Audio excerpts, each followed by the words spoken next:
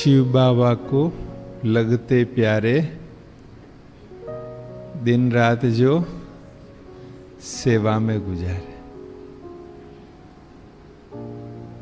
अगर हम योग युक्त अवस्था में रहते हुए सेवा में लगे रहते हैं तो वो बाबा को बहुत प्यारे लगते हैं और बाबा उनकी झोली भी दुआओं से बहुत भरता है। वो last so fast, fast so first भी जाते हैं। उनके जीवन में विघ्न खत्म होते जाते हैं, निर्बंधन निर्विघ्न होते जाते हैं। उनकी खुशी सदा बनी रहती है। क्यों? क्योंकि वो दूसरों को खुशी देने का सेवाएं कर रहे होते हैं, इसलिए उनकी खुशी सदा बनी रहती है। लेकिन शर्त क्या है, जो मैंने पहली लाइन में बोला, योग युक्त रहते हुए निरंतर सेवा में लगे रहने वाले। यहाँ योग युक्त होके कैसे कहा जाता है? सेवाएं भी करनी है निरंतर और योग युक्त भी रहना है।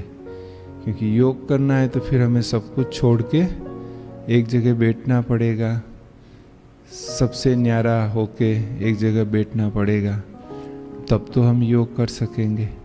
फिर सेवाएं कैसे करेंगे?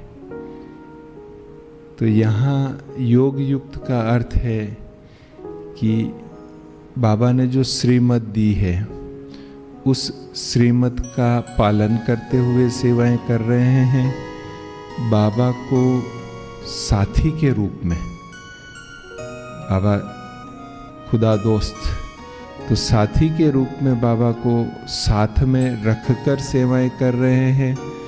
बाबा को कंबाइंड रूप में हम साथ रख रहे हैं कि जैसे ब्रह्मा बाबा की भ्रुकुटी में शिव बाबा बैठ के ज्ञान सुनाते थे, ऐसे ही शिव बाबा हमारी भी भ्रुकुटी में बैठकर हमसे सेवा करवा रहा है।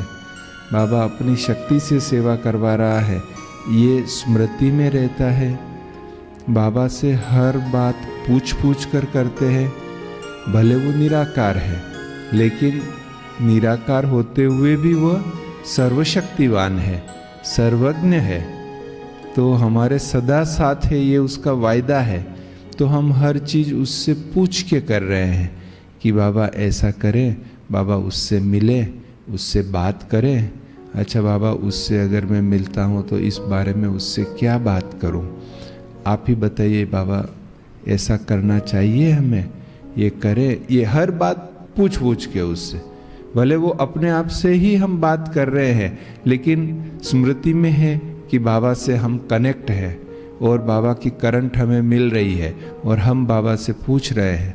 आप अनुभव करेंगे कि आपको सीधी सीधी टचिंग होगी कि हाँ यहाँ जाओ, यहाँ नहीं जाओ, या आप उस स्थान पे पहुँच जाएंगे जहाँ आपका संकल्प ही नहीं था। उस स्थान पे उस व्यक्ति से मिलने पहुँच जाएंगे, उस व्यक्ति को फ़ोन करेंगे जिसका आज आपने सोचा ही नहीं था कि मुझे कोई बात करनी है, अचानक उस व्यक्ति को आप फ़ोन करेंगे। तो ये जब बाबा की याद में रहते हैं, योग युक्त अवस्था में रहते हैं और कर्म करते हैं, सेवाएं करते हैं, तब ये सब चीज़ें होती रहती हैं। तो बाबा को भी वो बहुत प्रिय लगते हैं जो निरंतर सेवा पर उपस्थित होते हैं।